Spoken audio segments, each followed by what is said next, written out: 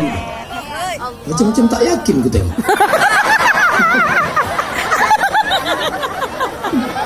Lalu Allah pun mengabulkan doa. Tiap malam kalian minta Rabbi habli minas salihin, Rabbi habli minas salihin, Rabbi habli minas salihin. Kira-kira masalah anak nih hebat orang dulu apa orang sekarang? Orang dulu. Orang sekarang kaya, duit banyak, anak 1, 2. Kenapa anakmu cuma 2?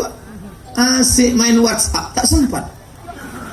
Main WhatsApp sampai jam 12, jam 1 tidur. Orang dulu habis dari sawah, habis motong karet, habis manen kebun, pulang ke rumah, makan sambal belacan, menguap, tidur, lahir 10.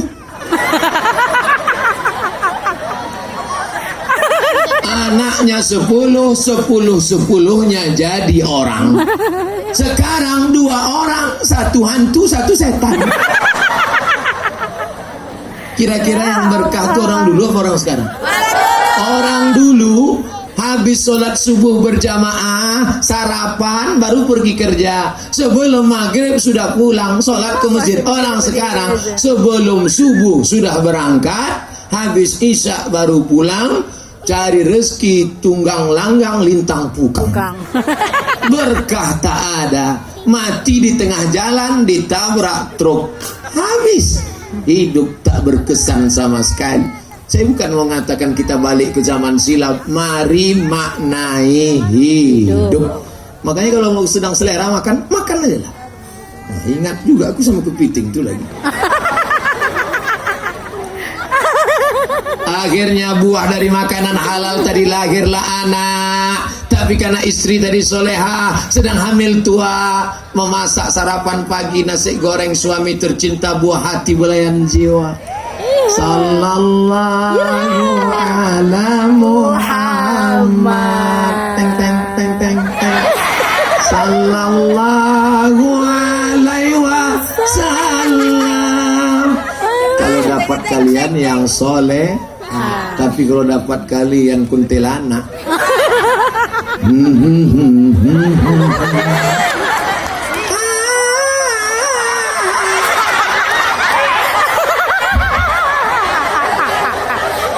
Jangan heran anakmu tuyul karena kau nikah sama sundel bolong. Jilbabnya panjang, bajunya panjang. Sebelum memasak nasi goreng tadi cuci tangan, kukunya pendek. Ini ndak, kuku pandang, tak berpotong. Di atas black kutek, di bawah black daki. Belum mandi, belum cuci muka, masak nasi goreng pakai daster. Tengok garam tak ada.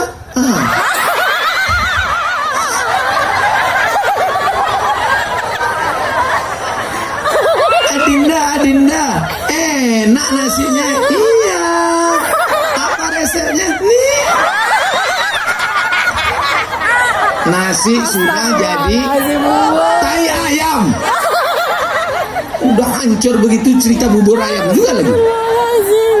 Allahu Akbar. Setelah anak tadi lahir, selama dalam kandungan apa yang dibacanya? Pagi dia sholat duha. Kata dokter SPOG banyak, ibu, biar anaknya mudah nanti lahir, ibu mesti banyak jalan, banyak bergerak, ikut senam hamil. Tapi dalam hati dia berkata, aku tak perlu ikut karena aku selalu sholat duha. Selesai sholat duha dia baca surat Yusuf. Dia tanya, Pak Ustadz, Buya, Kiai, saya sedang hamil Pak Ustadz. Ya, kira-kira kalau saya hamil ini cocoknya apa? Banyak baca Quran. Surat apa? Baca aja lah semua. Ya surat apa? Surat Yusuf lah. Kau baca surat Yusuf. Maksud Ustadz tadi ngasih tahu surat Yusuf supaya iman anak itu macam Nabi Yusuf. Diajak berzina tak mau dia. Aku takut sama Allah. Itu maksudnya. Rupanya bini kau tadi salah faham. Disangkanya anak itu lahir ganteng macam Nabi Yusuf. Pas lahir ditengok hitam pesek pendek. Allah. Assalamualaikum Pak Kiai. Waalaikumsalam. Saya sudah mengamalkan 9 bulan 10 hari surat Yusuf. Kenapa anak aku nih hitam? Pak Kiai tadi tak marah, dia senyum aja. Suami kau Allah marah. ya Karim. Allah. Itu pakai sama lah. Allah. Jadi kadang kita nih banyak gagal paham. Allah tidak menengok rupamu, Allah tak menengok bentuk tubuhmu.